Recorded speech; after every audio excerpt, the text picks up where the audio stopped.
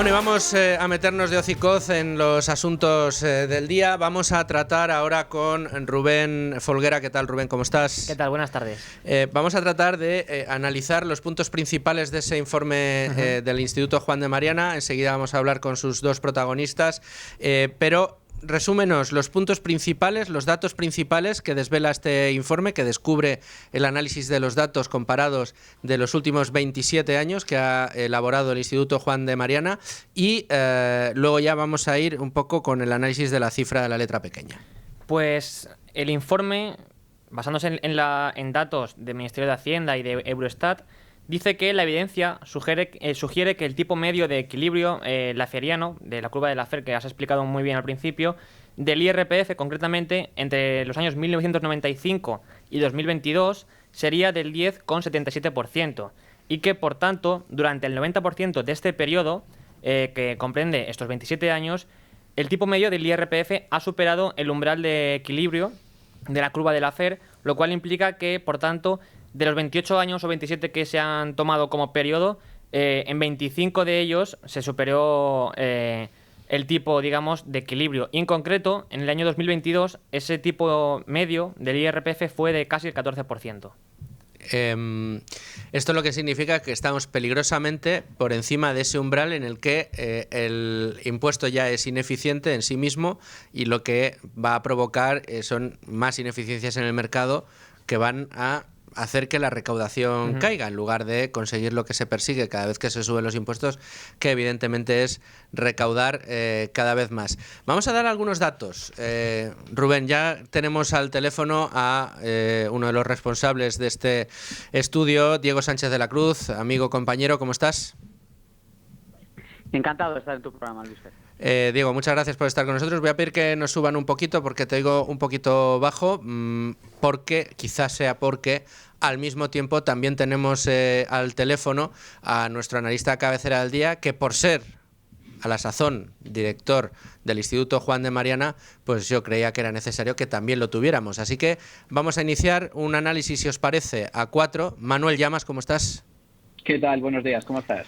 Muy bien, muchas gracias por atender la llamada, por hacerlo en un día como hoy. Luego os preguntaré también a los dos qué os ha parecido esta polémica de última hora que nos ha dejado María Jesús Montero, y yo creo que viene muy al cuento, porque si este informe tiene un sentido especial en el día de hoy es porque estamos bajo la bota de una legislatura que nos ha subido los impuestos como nunca antes habíamos visto, que ha disparado la recaudación como nunca antes lo habíamos visto, y que además lo ha hecho en el periodo en el que más nos hemos empobrecido los españoles. Con lo cual yo creo que es muy importante tanto los datos como el hecho que, después de explicar los datos que aparecen en este informe, como nos vais a ayudar ahora mismo vosotros, tengamos un Ministerio de Hacienda que se dedica a perseguir a particulares con fines políticos, y además publicando datos de estos particulares y anunciando la publicación de datos de estos particulares.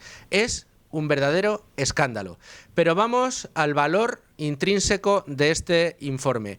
Un informe, Diego, que evidencia algo importantísimo, y es que tenemos un sistema en España donde los impuestos al trabajo, los impuestos a los rendimientos del trabajo y los rendimientos del ahorro, los impuestos directos por IRPF, han estado durante muchísimos años muy por encima de esa zona de equilibrio que decía Laffer, pero sobre todo lo que vemos cuando nos asomamos a las curvas, Diego, es una subida vertiginosa y prácticamente ininterrumpida, ¿no?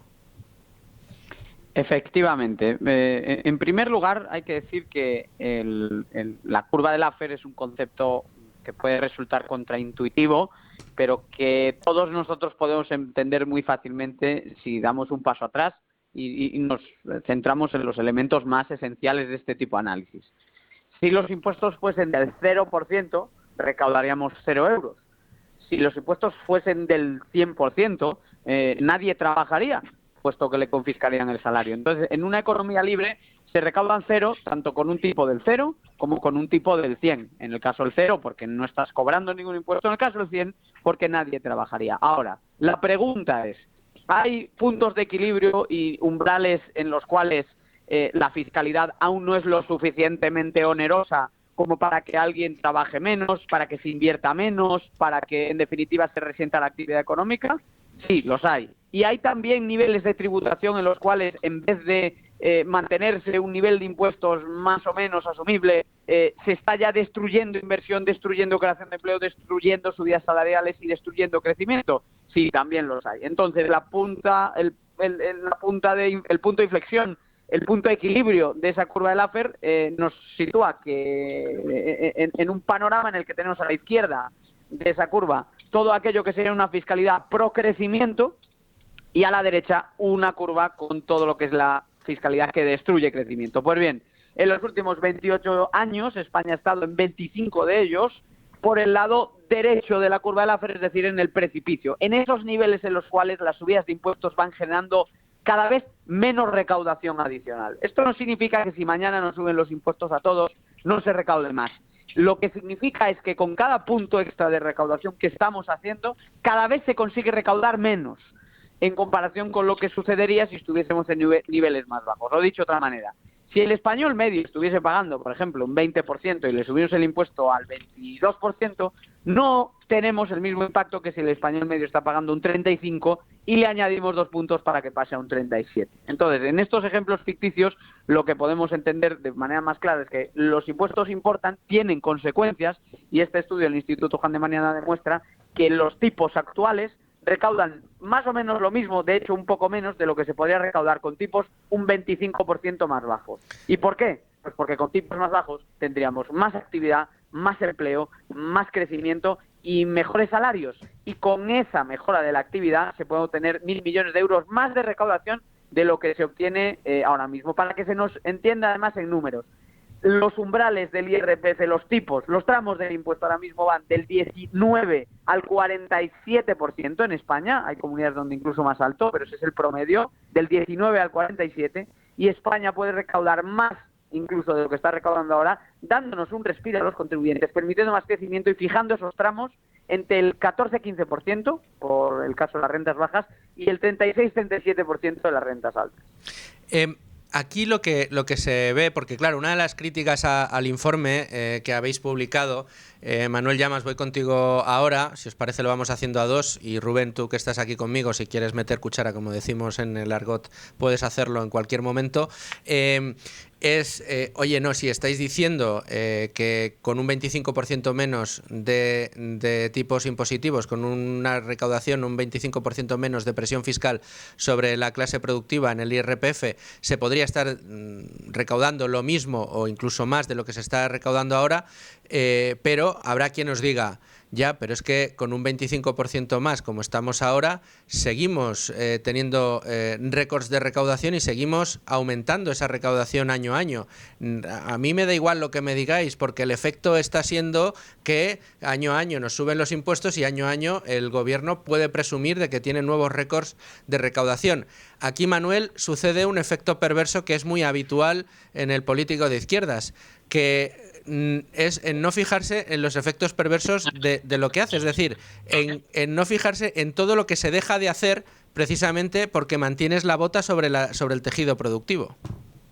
Sí, efectivamente, es lo que se conoce como el efecto invisible, lo que no se ve.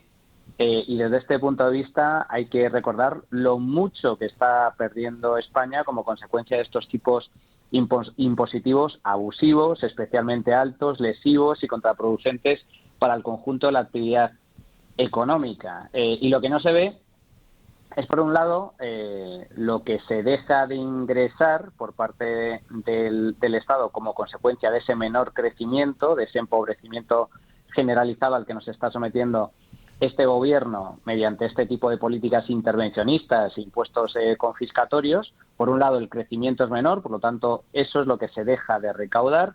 Y luego, en segundo lugar, está también un efecto que no es del todo visible, pero que tenemos algunos ejemplos recientes de cuál es el resultado, que es la fuga de capitales, es decir, empresas, incluso grandes compañías, como Repsol, que como consecuencia de este tipo de impuestos abusivos y especialmente altos, deciden trasladar parte de sus proyectos, parte de sus inversiones fuera de España. Pues bien, si en esa situación está una compañía grande, una gran multinacional como Repsol, ¿cómo no estarán muchas empresas medianas, pequeñas, autónomos, que deciden literalmente echar el cierre o trasladarse a otros países con una fiscalidad mucho más baja. Y a ello se le suma también la inversión que deja de llegar como consecuencia de que en España hay inseguridad jurídica, impuestos altos. Por lo tanto, ante la afirmación por parte de la izquierda o los defensores de los impuestos altos diciendo, bueno, es que Hacienda está registrando récord de recaudación. Sí, está registrando récord de recaudación en el IRPF, pero como bien señala este informe y comentaba anteriormente Diego, es posible recaudar lo mismo que se está recaudando ahora mismo en IRPF e incluso un poco más con tipos en el IRPF de hasta un 25% inferiores a los actuales. Por lo tanto, ahí hay un grave problema de eficiencia fiscal. Reduciendo los tipos marginales, reduciendo la tributación sobre la renta y sobre el ahorro, se puede recaudar lo mismo e incluso más. Y esto no solo se puede confirmar en la teoría, es que tenemos ejemplos prácticos aquí mismo en España sobre esta misma política fiscal, apostando por impuestos más bajos, por rebajas fiscales, se puede recaudar incluso más dinero. Ejemplo concreto, la Comunidad de Madrid, a nivel autonómico, es la comunidad que tiene los tipos fiscales, incluyendo el IRPF, más bajo de toda España y es la que más recauda. Rubén, querías hacerle una pregunta a Diego. Sí, ya, llevándolo más al plano más ideológico y no tanto técnico, estrictamente económico, sí me gustaría apostillar o preguntar que es cierto todo lo que se comenta en el informe, pero me resulta curioso, ¿no?, que quizá parte de la derecha política más centrista, o también la más radical, pueda coger estos argumentos para, de algún modo, ampliar la justificación del poder político, ¿no? Y decir, ves, ya sea bajando o subiendo impuestos, al final el objetivo es recaudar más, ¿no? Entonces, digo, también quizá habría que matizar, ¿no?, que el objetivo no es tanto recaudar más, sino lo que son bajadas de impuestos. Lo otro puede ser un beneficio colateral, pero que no es lo que se busca principalmente, ¿no? Bueno, nosotros en nuestros trabajos siempre hemos planteado que no solo entendemos que hay que seguir, que no hay que seguir aumentando la recaudación, sino que partimos de que los niveles de gasto están estructuralmente inflados en más de 60.000 millones de euros en el caso de España. Entonces, para nosotros eso es un debate superado. Evidentemente hay un nivel de recaudación y de gasto excesivo en nuestro país y los españoles lo saben porque lo sufren, son quienes están soportando esa pesada losa. Ahora, en este estudio lo que hemos hecho es analizar simplemente la eficiencia del impuesto, es decir, nos hemos fijado en la principal herramienta de recaudación del Estado y hemos podido comprobar, como pone en manifiesto el trabajo, que la manera en la que está diseñado es contraria a la generación de crecimiento, de actividad económica y de rentas. Al final, podemos el único punto en el cual una subida de impuestos recauda cero es cuando tú pasas del 99 al 100% de tributación, para que nos entendamos. Todo lo demás se mueve dentro de una curva que, como digo, va de recaudar cero con impuestos del 0% y recaudar cero con impuestos del 100%. Se trata de ir encontrando cuáles son los niveles de equilibrio.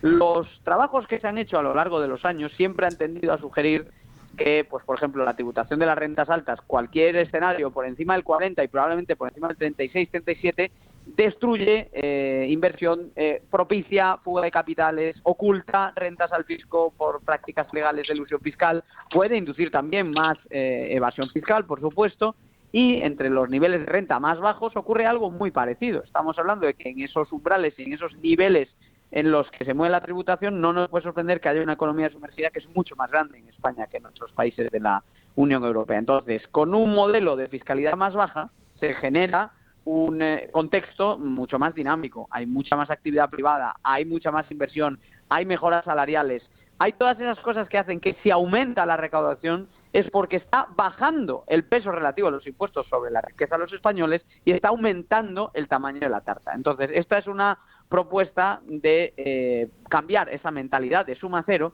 que a menudo se refleja en ese tipo de críticas que tú mismo rescatabas y que pueden venir en ocasiones, y de hecho vienen en ocasiones de la derecha, y que es un grave error dar por buenas porque en última instancia la discusión sobre la fiscalidad tiene que partir siempre de que los impuestos no pueden estar siendo de forma continuada y de forma tan profunda un actor que destruye actividad económica en nuestro país. Al revés, los impuestos tienen que ser replegados para destruir mucha menos actividad económica y precisamente bajándolos en un 25%, esos tipos más reducidos van a hacer que se pueda recaudar más, sí, pero porque todos seamos más ricos, porque haya más crecimiento, porque haya más inversión, porque haya mejores salarios, porque haya más actividad económica. Diego, Manuel, los dos, el que quiera contestar. Es que además de la evidencia que ponen de manifiesto los datos y el trabajo de análisis de los mismos que habéis hecho en este informe que publica hoy el Instituto Juan de Mariana, es que las pruebas están ahí. Es decir, está aumentando el nivel de presión fiscal, está disparándose la cuña fiscal que tenemos que soportar cada uno de los contribuyentes en España, y lo que estamos viendo es que el efecto, más allá de los récords recaudatorios, es que nos encontramos con la productividad cayendo a plomo, con huidas de inversiones, con el empleo estancado, con el empobrecimiento de los trabajadores a un ritmo que no se recordaba desde épocas pretéritas y además de nefasto recuerdo. En definitiva, no tenemos ningún asidero al que sujetarnos para decir que la fiscalidad está siendo mínimamente efectiva en el intento de dinamizar la economía española. Lo único que tenemos es ese informe del Fondo Monetario Internacional que ahora utiliza el presidente del Gobierno para presumir de que nuestra economía va como un cohete y que únicamente se debe precisamente al efecto de esta recaudación, que es a disparar el gasto público y disparar la deuda pública. Es que nada tiene sentido, ¿no? Manuel. Sí, totalmente de acuerdo. Hay que recordar que la presión fiscal en España ha aumentado 3 puntos porcentuales del Producto Interior Bruto. Esto significa que España ha liderado el incremento de la presión fiscal a nivel europeo en los últimos 4 años, mientras que en la media de Europa la presión fiscal apenas ha subido 0,1 puntos. Es decir, por decirlo de otra forma, en España la presión fiscal ha aumentado 30 veces más que en el conjunto de la Unión Europea. Eso por un lado, pero la presión fiscal, como sabes, es un indicador que lo que mide es la recaudación, lo que recauda el Estado en comparación con el Producto Interior Bruto. Y aquí hay que tener en cuenta que España tiene el doble la tasa de paro que el conjunto de la Unión Europea, que tenemos una economía sumergida también más elevada que el resto de países ricos y que nuestra per cápita es inferior y cada vez más baja con respecto al promedio comunitario. Entonces, ¿esto qué significa? Significa que a pesar de que ha aumentado la presión fiscal, lo más relevante, lo más importante es el esfuerzo fiscal que realizan los españoles para pagar impuestos. Es decir, de los que pagan, ¿cuánto pagan? Y aquí se demuestra una vez más que el esfuerzo fiscal que desempeñan los españoles, es decir, lo que pagamos en impuestos en comparación con nuestra renta per cápita, es superior a la media comunitaria. Para que nos hagamos una idea, también un anterior informe del Instituto Juan de Mariana poníamos énfasis precisamente en cuánto pagamos en materia de impuestos y el resultado era absolutamente terrible, en el sentido de que casi el 44% de nuestros ingresos reales, de nuestro sueldo real, se lo lleva Hacienda única y exclusivamente en el cobro de los principales impuestos, como es el caso del IRPF, cotizaciones sociales, IVA y poco más. Si a ellos le sumamos otro tipo de impuestos especiales, nos vamos ya al 50%. Prácticamente trabajamos la mitad del año para Hacienda. ¿Y cuál es el resultado? Pues a la vista está, todo el mundo lo puede comprobar. Los servicios públicos funcionan cada vez peor y los españoles, muchos, cada vez más, llegan con dificultades a fin de mes. Nos estamos empobreciendo en comparación con el resto de países ricos. Y así lo demuestra incluso la propia Oficina Estadística de Eurostat, que pone en evidencia que la renta media en España, pues ya no estamos acercándonos a la media comunitaria. Estábamos por encima del 90%, estábamos convergiendo con respecto a la riqueza media del resto de europeos y ahora, sin embargo, estamos cayendo. Estamos ya en el 87% de esa renta media comunitaria y bajando. Por lo tanto, los resultados están ahí, a la vista de todos. Cada vez pagamos más impuestos, tenemos unos servicios públicos cada vez peores, que funcionan cada vez peor y encima nos estamos empobreciendo. Manuel Llamas, sé que te tienes que marchar. Muchas gracias por haber atendido la llamada con ánimo de lucro. Seguimos contando contigo como analista de cabecera, pero nos quedamos con Diego. Muchas gracias, Manuel. Un abrazo, hasta luego. Diego, seguimos contigo. Yo no quería dejar de preguntarte o dejar de comentar contigo en el día de hoy. Me hubiera gustado también hacerlo con Manuel, pero sé que tenía que atender compromisos ahora mismo ineludibles. Pero quería aprovechar estos últimos minutos para pedirte una valoración, no sé si incluso a título personal, de eso que hemos vivido hace nada, minutos, en el Congreso de los Diputados, en la que María Jesús Montero, ministra de Hacienda, anuncia, luego han dicho sus compañeros de gobierno y de partido que no ha sido un anuncio, que ha sido una premonición, que de repente los periodistas íbamos a tener información sensible sobre González Amador, el novio de la presidenta de la Comunidad de Madrid, que a todos nos iban a escandalizar. Y acto seguido conocíamos detalles como facturas de las declaraciones de la renta del señor González Amador. Datos que a mí me gustaría recordar que solo pueden salir de un sitio. Y ese sitio no ha sido precisamente de los archivos del señor González Amador. Claro, yo creo que se cruzó un límite que jamás se debía haber cruzado en la campaña de las elecciones municipales del año 2015, cuando se filtró la declaración de la renta de Esperanza Aguirre con ánimo de descarrilar lo que se daba por descontado era una victoria segura en las elecciones municipales al Ayuntamiento de Madrid. Efectivamente, Esperanza Aguirre sí ganó aquellas elecciones, pero se quedó a algunos miles de votos de poder sumar una mayoría absoluta después de haberse visto envuelta en esa polémica que nacía de una filtración, insisto, que jamás se tenía que haber producido. Y no hubo mayores consecuencias. Se dio por bueno entonces que, por cierto, con el Partido Popular en el gobierno en aquel momento, se pudiesen producir filtraciones claramente interesadas, para sacar algún tipo de rédito político de escándalos o no escándalos, depende cómo lo queramos tomar. En aquel caso no había ningún tipo de irregularidad y en este caso estamos hablando de una persona que sí, es la pareja de Isabel Díaz Ayuso, pero a la cual se le imputa una serie de circunstancias en clave tributaria que obedecen a su esfera estrictamente privada. Y esa es la catadura moral de nuestra vicepresidenta María Jesús Montero, alguien capaz de dedicarse a avanzar la filtración de datos que solamente pueden salir efectivamente de ese ministerio y de esa agencia tributaria de la que ella es máxima responsable, y a esparcir toda esta información con ánimo de seguir generando algún tipo de sombra de duda en torno a la presidenta Ayuso, que en última instancia es a quien se pretende hacer daño con esto. Pero claro, yo creo que hay una evidente asimetría entre lo que está intentando hacer el gobierno con Ayuso y su pareja y lo que están haciendo los tribunales investigando al entorno del presidente Sánchez. Y es que en un caso estamos hablando de filtraciones, informaciones con las que se pretende hacer daño, aspectos en los que se rebasa por completo la institucionalidad, como ese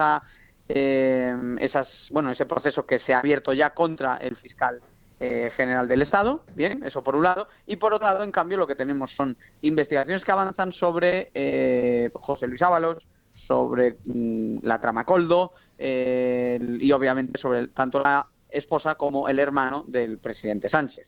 No es lo mismo, por lo tanto, este tipo de filtraciones que generan ruido, emponzoñan más aún la política y siguen bajando más aún el nivel, como no, por otro lado, no podemos esperar otra cosa de alguien como María Jesús Montero, pero esto espanta talento de la política, espanta a la ciudadanía de confiar en las instituciones de los representantes públicos, y es sintomático del tipo de trato que Hacienda le brinda al contribuyente hoy en día, donde todos son obligaciones y al parecer no hay ningún tipo de derecho.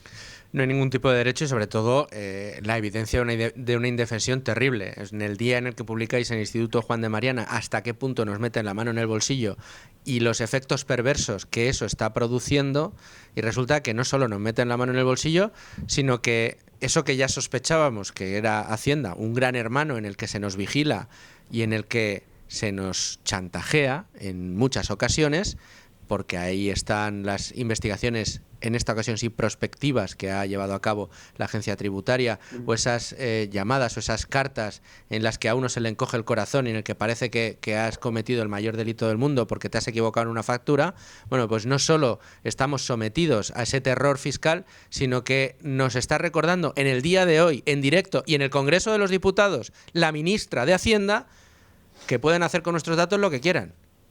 Que pueden buscarlos y los pueden publicar. Los mismos gobiernos que nos obligan a rellenar 100.000 formularios de protección de datos. Pero luego la protección de datos se la pasan por el arco del por el forro, con perdón de la expresión, Luis Fernando, porque una y otra vez estamos viendo que se recurre y se abusa en una posición de poder para hacer daño a rivales políticos, también a ciudadanos o incluso a empresas privadas, ¿no? Hemos conocido ejemplos de inspecciones que se le hablen a esas mismas compañías a las que, por ejemplo, la ministra de Trabajo quiere poner una y otra vez en el disparadero porque no son de su agrado. Entonces, estamos hablando de usar toda la maquinaria del Estado para oprimir básicamente cualquier cosa que no le gusta al gobierno. Son rivales políticos, empresas a las que desean apretar las tuercas por algún tipo de motivación o capricho ideológico, etcétera. Entonces, todo esto es muy grave. Y además luego con esto empatizan millones de españoles porque hay ahora mismo más de 500.000 de casos pendientes de resolución en los tribunales económico-administrativos, tanto centrales como autonómicos, y eso revela que hay, insisto, cientos de miles de procedimientos con Hacienda que no están claros, que requieren de litigiosidad y que en última instancia plantean esa obligación del contribuyente de no solo ganarse la vida, salir adelante, sino de luego tener que estarse defendiendo ante prácticas marcadamente abusivas. Sería necesario un estatuto del contribuyente, reforzar la privacidad al máximo, identificar claramente cualquier acceso a un expediente tributario, que todo esto existe, ojo sí, pero que esto esté total y absolutamente reprochado penalmente y socialmente. Al menos, diciéndolo alto y claro en este programa, estamos poniendo un granito de arena. Y yo también te digo que, en mi opinión, toda esta polémica en torno a la pareja de Ayuso, hay mucha gente que la está recibiendo con mucha altura de miras, reconociendo que en última instancia lo que haya sucedido con sus cuestiones fiscales pertenece a la esfera privada, no afecta a la presidenta, y además, incluso aunque le afecte a este ciudadano particular, no hay derecho a que se vea expuesto a toda esta inseguridad, por la cual ha acabado llevando con éxito a los tribunales al mismísimo fiscal general del Estado. Diego Sánchez de la Cruz, muchísimas gracias por estar con nosotros en el día de hoy. Enhorabuena por ese trabajo en el Juan de Mariana y seguimos muy pendientes de esos trabajos y de todas las informaciones que nos traes cada día en Libre Mercado. Gracias. Buenos días.